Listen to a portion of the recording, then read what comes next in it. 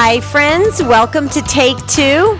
Another beautiful week here on Take Two. This is Debbie Georgianni along with Jerry Usher, and we're so glad you joined us because you drive the show.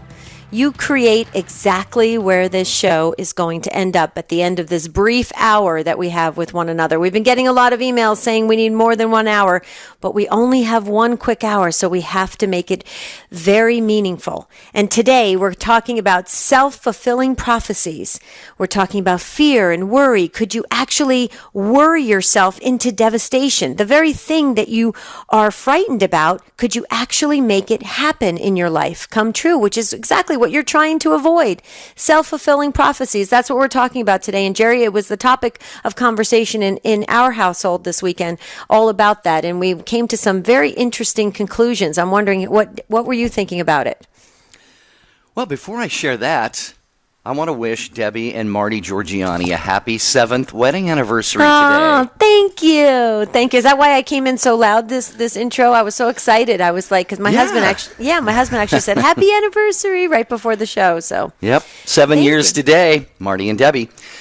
And Debbie's birthday is Wednesday, so it's a big week in the Georgianni home. But I've been thinking a lot about this topic, this self-fulfilling prophecy. Let me give you the phone number, dear friends, and as you hear us kind of lay out our thoughts on this topic, you're going to want to call in at 1-800-585-9396, 800-585-9396, or you can text the letters EWTN to 55000. You might have a data rate apply. Most of us have, texting including in our cell phone packages. But in case you don't, there may be a data rate there. But as Debbie just said, we can think things are going to go wrong, going to happen, and it's not a matter, Debbie, of our minds, this new agey, our minds making it happen, but our minds can make us act in a certain way that we otherwise wouldn't act.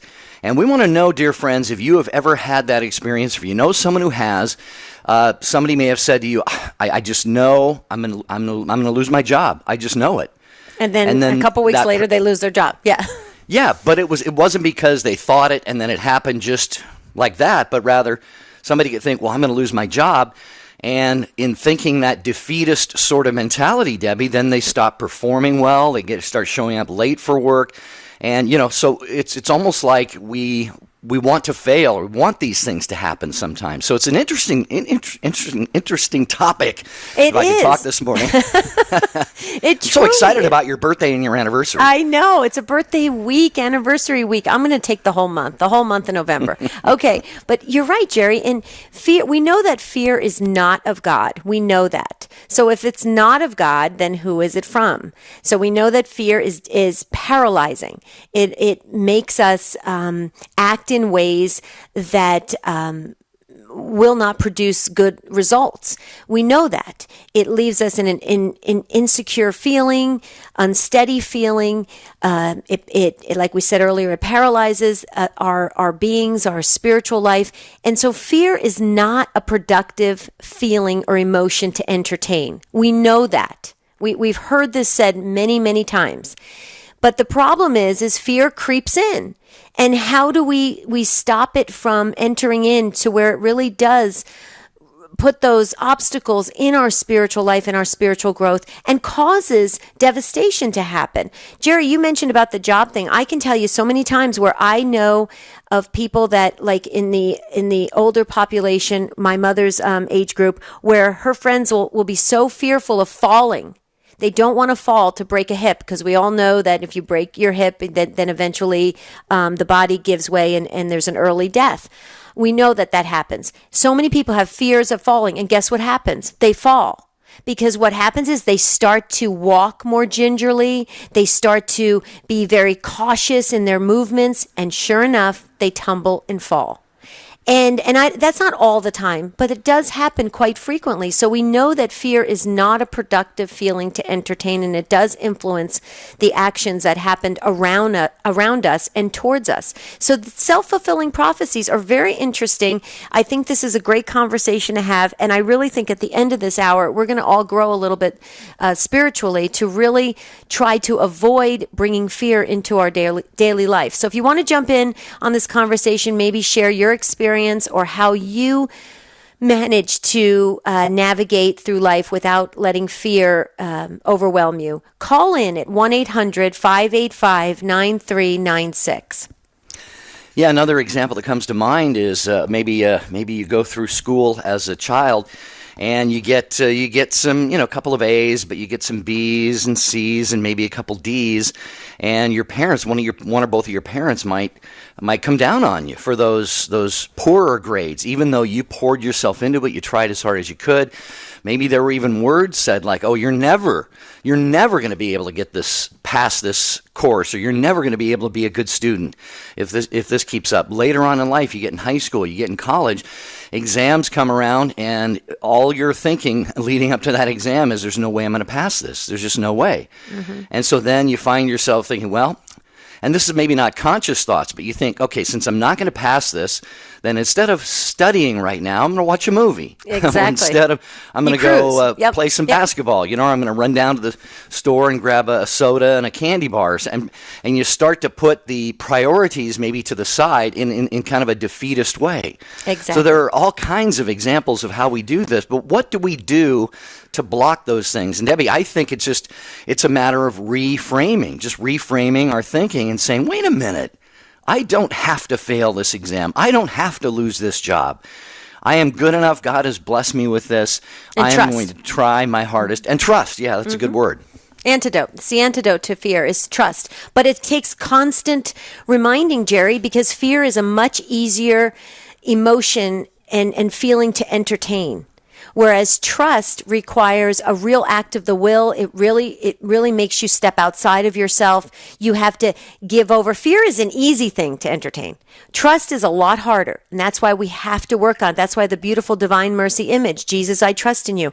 I think everyone should have it in front of them at their workplaces, if you can, at home, because we have to remind ourselves on a daily basis, just from the fact that in our fallen nature, fear does creep in a lot easier. We need to remind ourselves that trust is the way out of it. Trust in God. And that's how we can overcome them. I know I do that every day, Jerry. You know me well enough, Jerry. I say, Jesus, I trust in you probably 1,000 times a day. And it seems to work. So, dear listeners, this is your show. It's Take Two with Jerry and Debbie. We're talking about self-fulfilling prophecies. This could be a really impactful show because of you. So stay with us. Calls are coming your way. We'll be right back.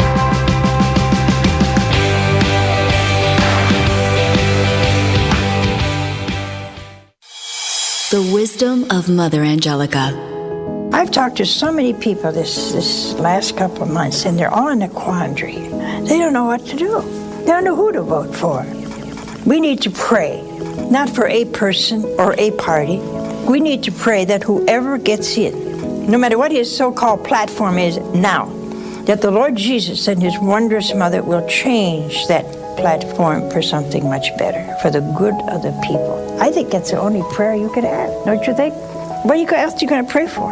You have to vote for that one that's for life, spiritual life, physical life, the life of the elderly, the life of other people in the world who have the same blood and the same heart as you and I do. So we need to pray for life. For a guide to Catholic teaching and voting, visit EWTN.com/vote.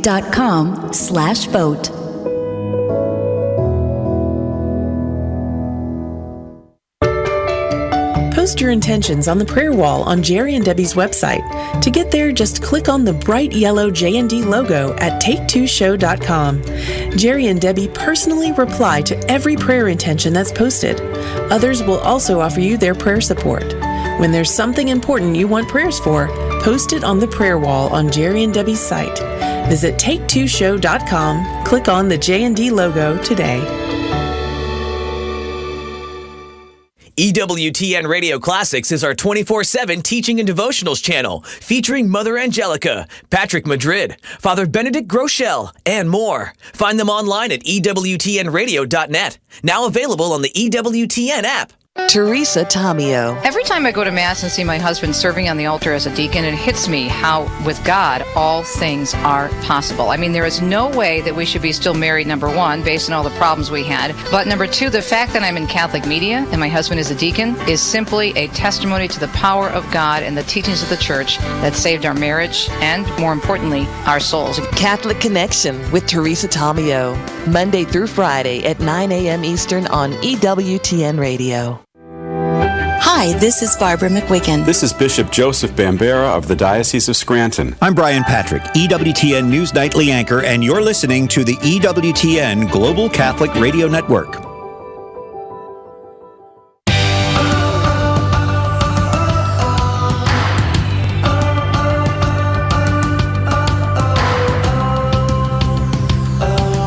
Take Two with Jerry and Debbie on EWTN Radio. And as always, your takes drive the show. We have a phone line that remains open right now, and we would love to have you on that telephone line at 1-800-585-9396. Our topic today is self-fulfilling prophecies. Do we worry ourselves into failures sometimes? Or what would be really great to hear from anybody is if maybe you had a pattern of doing that in your life and you have overcome that. Or as parents, you want to make sure that your kids have that self-confidence. Not that they can do anything, but just simply that they don't fall into the trap of defeating the things that they can do simply by fear of failure or things like that. So 1-800-585-9396. All right, Debbie, let's go to Edward in Pensacola, Florida. He's listening to EWTN Radio on Guadalupe Radio Network. Hi, Edward. Hi. Thank you for taking my call. Sure. Go right ahead. All right. I was a little bit concerned when Debbie said that fear comes from the devil because the scriptures tell us that fear of the Lord is the beginning of wisdom. So I think we need to explain the difference. When it comes to failures, though, I dreamed one night I was going to get laid off and went to work that morning. It actually happened. So it wasn't anything I did either way, but I've seen people worry themselves so bad that they made themselves fall, so I can see it happens. But thank you for taking my call. But fear of the Lord, it's the beginning of wisdom. Right. And Edward, let me just clarify, because thank you for bringing that up. First of all, fear of the Lord, the way it's used, how you're talking about the beginning of wisdom is absolutely correct. But that fear of the Lord is more of an awe of the Lord, that he's so amazing and powerful, and it's that awe sense of that's the fear part that is used in that particular phrase. The fear that I'm talking about is the negative emotion of trepidation and anxiety and angst and worry and all the things that God is not. God is not a God of fear. And when God is very, it's very clear that we know that there is the attributes associated with God and the ones that aren't. And the ones that aren't obviously are not from God. So when they're not from God, who else could they be from? There's only one of two choices, really.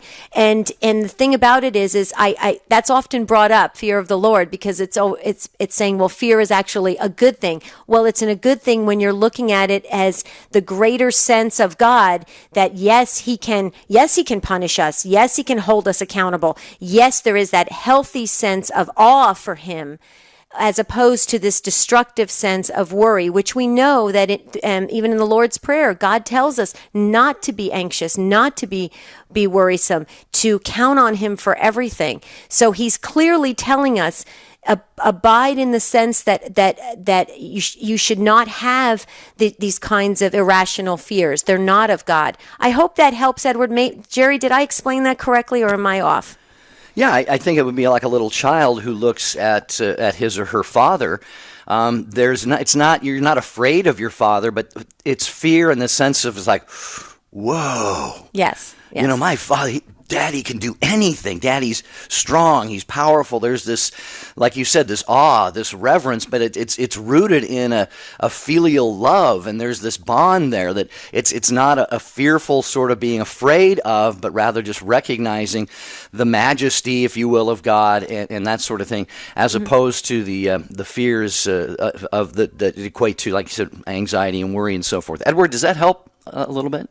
That helps a lot, but I've just seen so many people that, anything about hell or purgatory now has became what they call negative theology, so to speak. But these things are real, so consequently, I feel we need to have a healthy fear of them. And how you want to, explain the word fear helped. But thank you for taking my call. Right. Edward, we're on the same page. We agree with you, and that's true. I mean, we do have to understand that there is heaven, there is hell, and there is purgatory. And the more we understand that and are formed in our faith, the more we realize that there are consequences to our actions. And we have to, just by the very nature of how God meets human beings, we have to be purged of all sin in order to be in the realm of the beatific vision. We have to be. So it makes complete sense that we should be held accountable for things we do. It's not, we don't get out of this scot-free thinking, well, okay, we made it. We survived heaven. I mean, we've survived earth, now let's move on to heaven. It's not like that.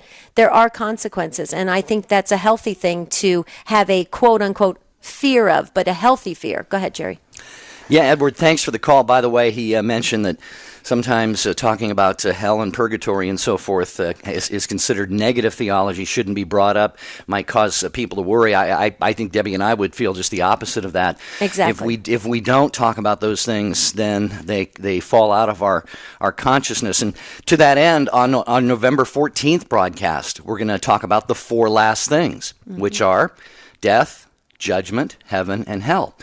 So, Edward, be tuned in, and tune in every day if you would. Yes. We'd appreciate, love having you with us on Take Two with Jerry and Debbie. Thank you, Edward. That was a perfect first call to start off this conversation. We're going to move right to Bob in Missouri. Hi, Bob. Welcome to Take Two with Jerry and Debbie. Thank you, Jerry and Debbie, for taking my call. In 2009, I took a buyout because I didn't like what I was doing from a very good company. And I was about 11 months into unemployment or not working. It dawned on me that it was like Christmas Eve, and I'm in the kitchen, and I'm thinking, I may never get a job, another job ever. And fear took over me, and I really felt and believed that.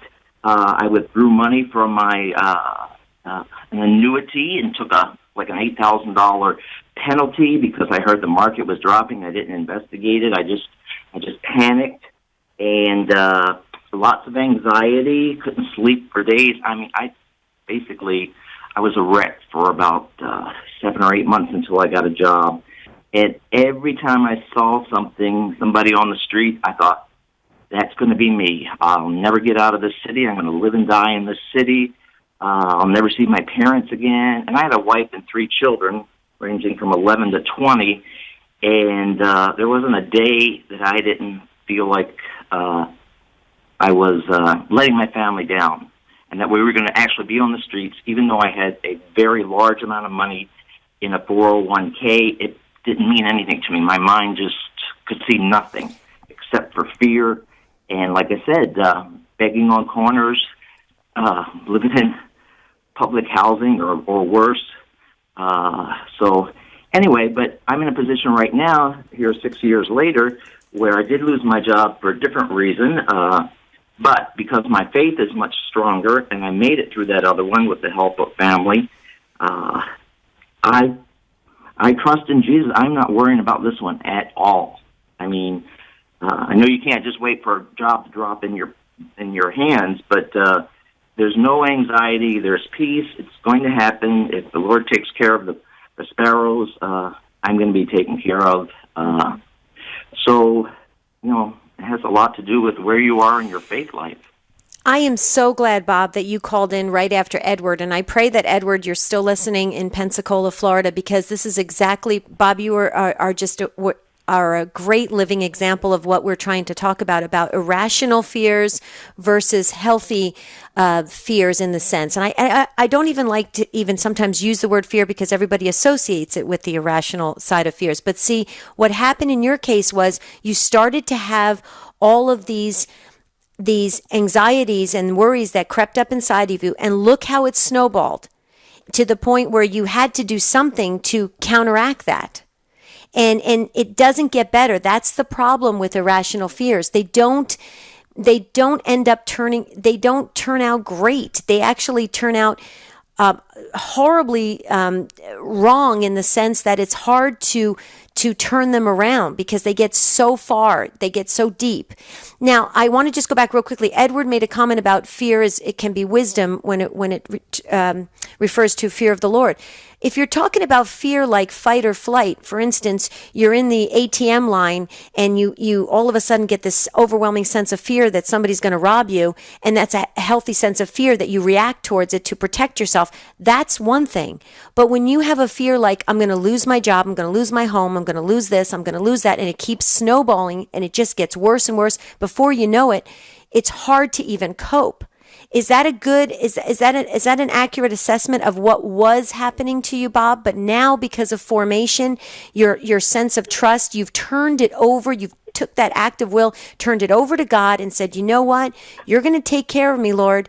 You said this in the Bible. You don't lie. You're taking care of me, and I'm not going to worry." Is that an accurate assessment of where your life has progressed to?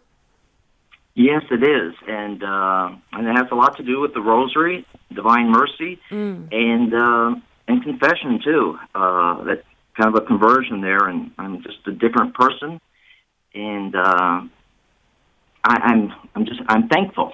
I'm joyful, right, even though the situation isn't the best. But I am not concerned with it. One big Padre Pio said something about not worrying. So pray, hope, and don't worry. Mm-hmm. Right. Yep.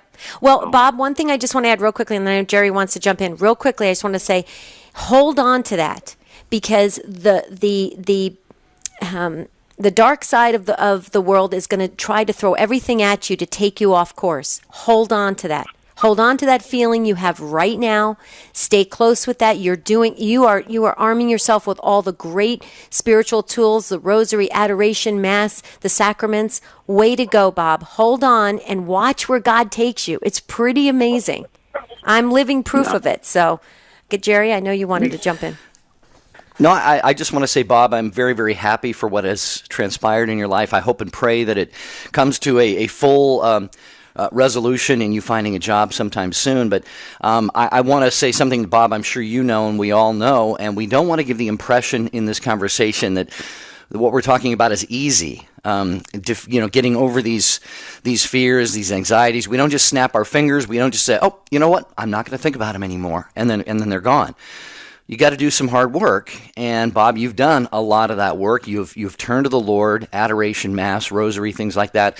And even when we do those things, it doesn't mean that we're going to instantly be beyond these fears and that everything's going to be okay. But we do need to throw ourselves upon the Lord in moments like that, and Bob has definitely done that. So, Bob, any other last words before we let you go to your busy day?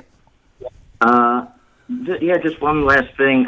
Kind of throughout some of this, for various different reasons, I find myself alone, and my wife and 3 kids are in another state. But even still, I have maintained my faith, and when things have been tough, I just pray more. Mm-hmm. That's what I tell everyone. Don't give up prayer. All prayer is good, whether you feel like it or not. And when things are bad, you got to pray more. You can't turn away. You got to turn toward.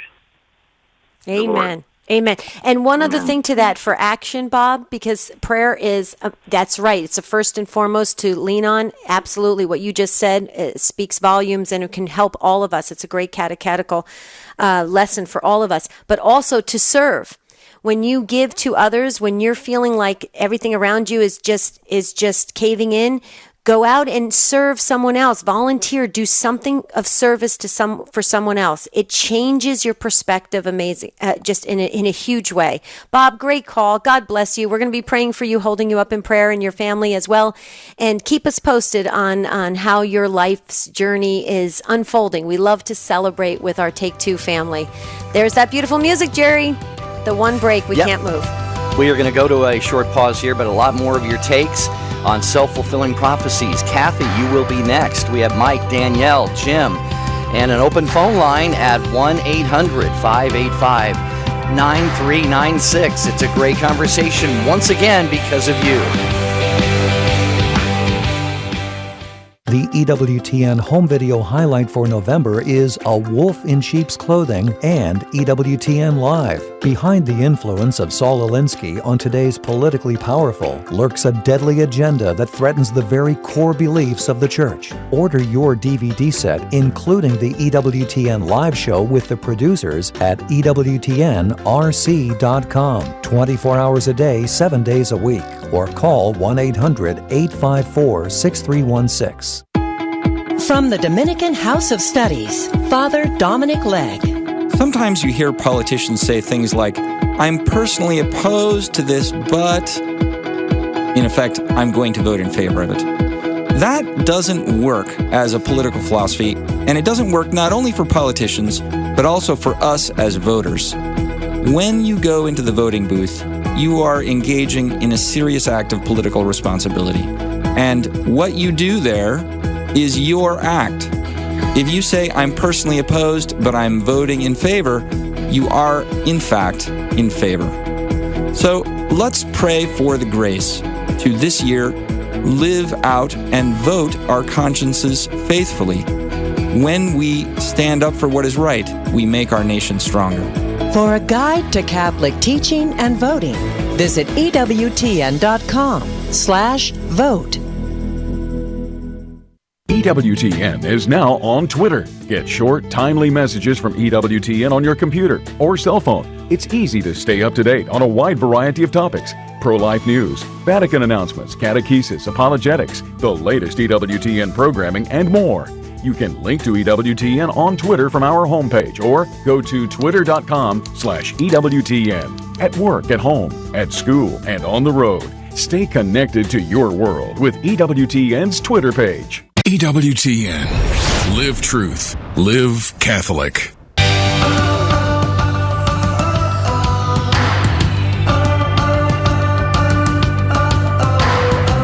All right, we want to hear what more of you have to say, so right back to your calls to Coatesville, Pennsylvania. Kathy is listening to EWTN Radio on the Messenger. Hi, Kathy. Thanks for joining us on Take Two with Jerry and Debbie. Hi, Jerry and Debbie. How are you today? Very well, Kathy. How are you? It's good to hear you. I was I was driving home from the church, actually, our church, and I was what I've been doing just recently, because this is one of my I can't make math. I'm doctors every single day. It's just doctors. This has been going on for a year, and pain, severe pain. So it's interesting when your faith is so strong and you pray and you've done the rosary, and like you talked about just before, the sacraments, the adoration, the continuation of that. And here I am going, wait a minute, but I can't. But it won't allow me. But what's going on, Lord? And it was going on, and it's okay. And the thing is that I surrendered. I accepted, and I let go, and I let God. And one of the most beautiful things started happening. The more doctors, I mean, they were coming out of the woodwork, and it was like therapists, doctors, you name them, and I just thought, okay, I don't know where you're taking me, Lord, but I'll go wherever it is you want me to go. And I'm not saying that, oh, yes, I love pain, but it's just, I had spinal injury, nerve damage, you name it. I got hit with everything. They got all kinds of doctors were seeing me. But what had happened was the prayer life that I have had And yet, even though you have all that, even though, yes, I have all the signs, and Jesus, I trust in you, and you continue, and then when you're that weak, and a person can be that weak, and it doesn't matter whether it's physical or anything, what I have learned and what God has shown me is that you just keep going, keep moving forward, keep heading on, and don't give up. Even though the devil, whoever, I don't pay him any attention. It is whatever it is he's trying to feed off of the weak, no matter whether it's mental health, whether it's physical health, whatever it is, he'll play on that, and he'll just tear you apart. And I know about the fear because I've had it recently. I've had it, there was on and off, but what God has given me, because even though I can't pray, I dream a lot. Every time I go to lay down, I dream. So I pray to Padre Pio, let it go, and then they're gone. It's just lightened up. Things that Kathy, let me jump in here because you've really I think piqued my interest about some things, and also brought a couple of things to mind. And one is, Kathy and Debbie, I've used the word on this show many times, not just today, but reframe. Sometimes we get these mental pictures of ourselves and who we are and how things are going to unfold in our lives. And that's really tied into what we're talking about on the program today, is if they're defeatist thoughts, then that can lead to defeatist actions. And we just need to reframe. What does that mean? To reframe, we need to take an objective look at the thought that we're having and saying, wait a minute, is that true? Like, for example, if somebody is a little bit overweight and they say, I'm never going to lose weight, and then that leads to them not dieting, not exercising, not eating right. It's a downward spiral. Sure enough, what happens? They don't lose the weight. Mm-hmm. So what you need to do is you need to take that thought and say, wait a minute, why can't I lose weight? And I know some people have health and physiological problems that cause them to carry more weight than they would like to. But I'm talking about the average person, Debbie, where if we have that thought that says, wait a minute, there's no way I'm ever going to lose any weight, we need to reframe that and say, why not? Right. And then say, what do I need to do to make that happen? And then put those actions into place and kind of turn the whole situation around. And Kathy, like you shared, it's a constant battle for all of us, because fear is a very easy emotion to entertain. It's very easy. It comes in so naturally, believe it or not, and we have to work at it to really help ourselves grow in the faith instead of fear. I just wanted to share real quickly, because of Kathy and your call. Gary Zimak has a great book, and it's on EWTN Religious Catalog. The item number is 4920, and it's From Fear to Faith, A Warrior's Guide to Discovering Peace. And he does a different methods, and he talks about the what ifs. What if this happens? What if that happens? How will I deal with it? He's excellent, and he's a great writer, great speaker, a great friend. Gary Zimak is. I believe he was on the show, Jerry. Wasn't he on once or twice? He has been on, yes. Yes, and so if you want to check out some of his books, he really has studied it and lived through a lot of the things that we're talking about. So Gary Zimak's book, From Fear to Faith, on EWTNRC.com. Kathy, I think we agree with you. So we just want to thank you so very, very much that we've got to work at this. We're all works in progress, and fear is an easy thing to come in, but the freedom is in our faith and trust. And Kathy, thank you for reminding us of that. Have a beautiful and blessed day. All right. Thanks for calling, Kathy. Next up is Danielle in Columbia, South Carolina, where she is listening to EWTN Radio. Hi, Danielle. Welcome to the program. Hi. How are you? Good, Danielle. How about you today?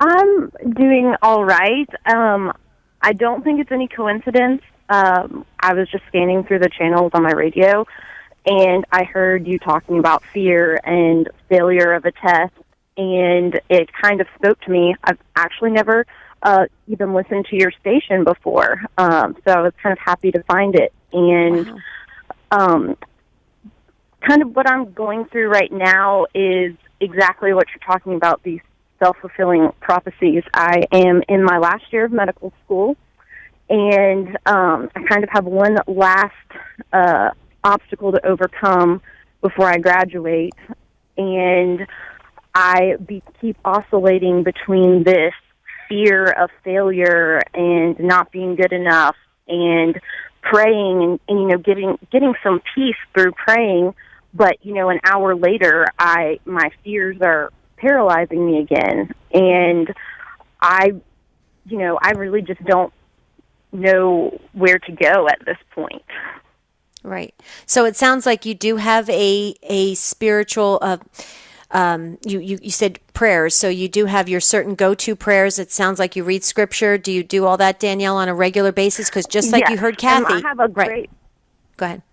supportive family who Perfect. have been sending me scriptures, specifically focusing on, the fear and letting go and letting God. But I can't seem to get a handle on it. And unfortunately, I have to take this board exam in 1 week, and it's kind of going to determine the course of the next 4 years of my life.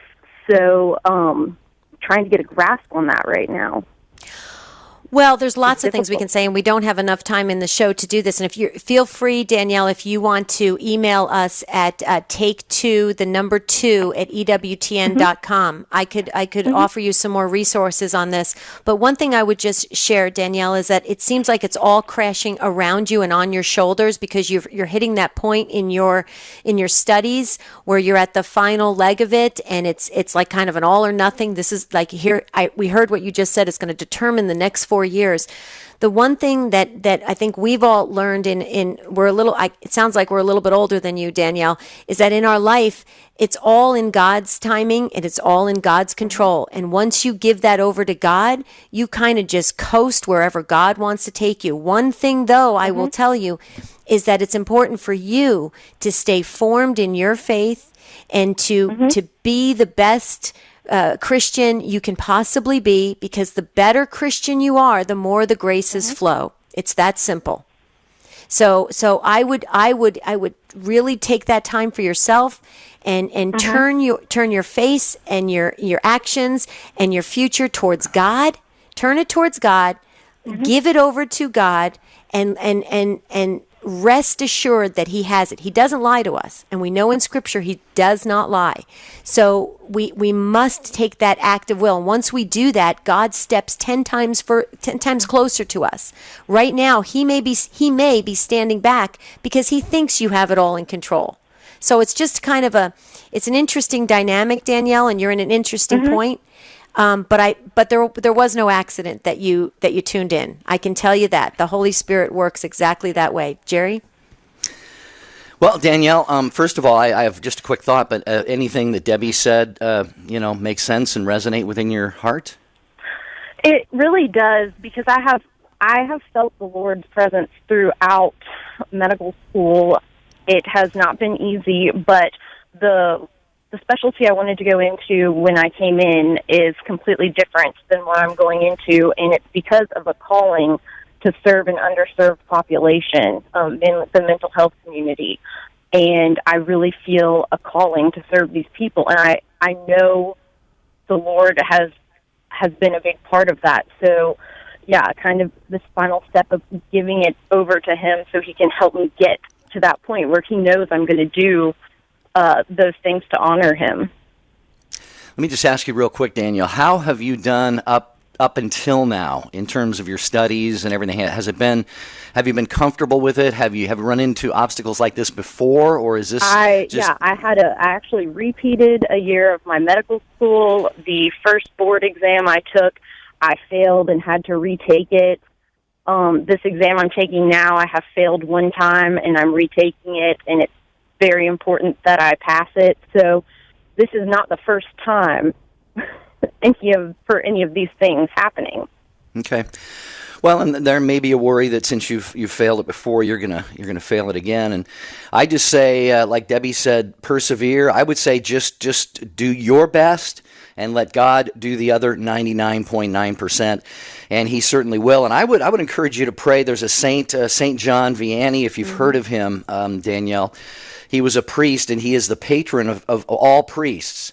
And he was barely allowed to be ordained because academically he was very, very poor, could hardly understand Latin, which at the time, this was in the I think the 16th century, if I have it right. It was the language of the church.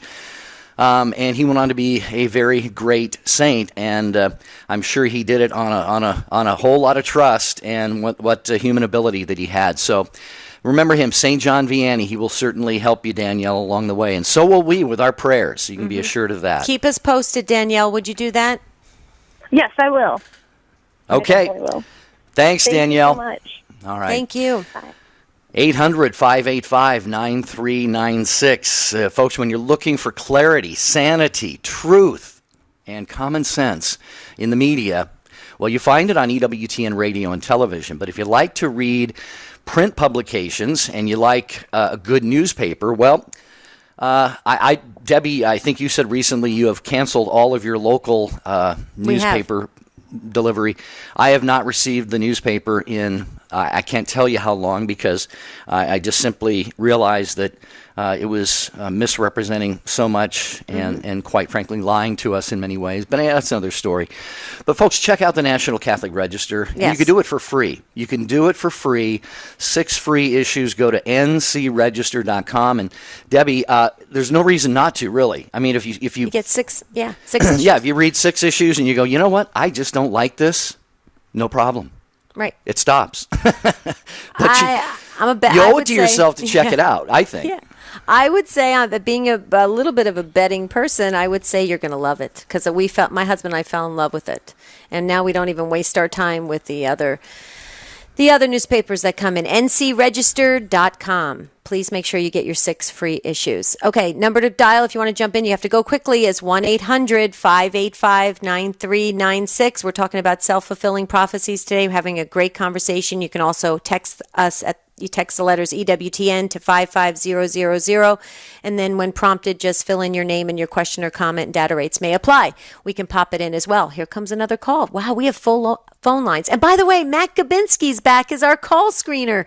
Yay! We've been praying for Matt. Matt, I hope we can stop praying now. We've been praying so much. You've been at the top of our prayers, and we're happy that you're doing well, Matt, and you're answering phones, and that makes us smile. So, okay, who's up next is Elsa in New Hampshire. No, listening. Jim in Pennsylvania. Jim. I'm sorry, Elsa. Hold on, Elsa. Jim in Pennsylvania. The apartment door just while waiting for you. Jim in Pennsylvania. Hi, Jim. So the neighbors won't hear me talk to you on the phone. I bailed you out, Jim. Debbie wanted you to wait one more caller, but I'm sorry. I came to your defense. Inside and see this life-size replica of our image of Our Lady of Guadalupe. Ooh, nice. Nice. So what's your take on this, Jim? And love. Anyway. What's up? I have to admit, I attempt to be a perfect Catholic, but I fail miserably many times. Join the club, Jim. Go ahead. That makes at least 3 of us. But I keep on persevering. In fact, this morning after daily Mass, I was, true story, I was pondering yesterday's gospel reading about the 7 brothers who all passed away without leaving any children. I asked the Monsignor, our pastor, Monsignor Joseph Tracy, I said, how often does that happen? And Monsignor Tracy just joked because he was on his way somewhere. He said, well, Jesus is using a ridiculous illustration to prove a point. I said, wait a minute, Monsignor said Jesus used a ridiculous illustration? No, the big thing I've struggled with is a mental health issue. I don't need to disclose which one, because under the ADA, the American Disabilities Act, passed by George H.W. Bush, who I think is making a mistake by putting his support behind Hillary this year. But I won't get into politics. No politics. No, we can't get into politics. No politics. Just spirituality. And you got to be careful with spirituality we follow, because you might follow the evil spirits instead of the good spirits. That's right. That's right. So it sounds like you have hope, Jim. How do you do that? I have hope. My hope goes beyond what's in this life. Okay. So you focus on eternity. The church loves me and has forgiven me for some bizarre behavior in the past. Also, before the year of mercy, I've always shared whatever I had, even if it's limited possessions and wealth, with those who were less fortunate, and forgiving those, even started 10 years ago in April '06. I met a gentleman who was going through, I could discern, the spirit of discernment, the same struggle I went through when I was his age. And he's about, I guess, maybe 19, 20 years younger than me. And when I first met him, not knowing his name, I said, he's going through the same thing I went through when I was his age. But he's not Catholic, I can tell that. But he said because of certain reasons, his family, I found out his family didn't hate Catholics. He hated the Catholics because he'd been lied to by society. He was born a certain way and he wasn't. Nobody is. There's been proof of that all over the place. John Hopkins studies so it. Dr. Ben Carson has said it, that they're not born that way for some of the reason after birth they choose to be that way, maybe not through their own fault. And I thought, this is my way of sharing what little possessions I have ahead of time, even if it meant going into bankruptcy because of it, and being merciful.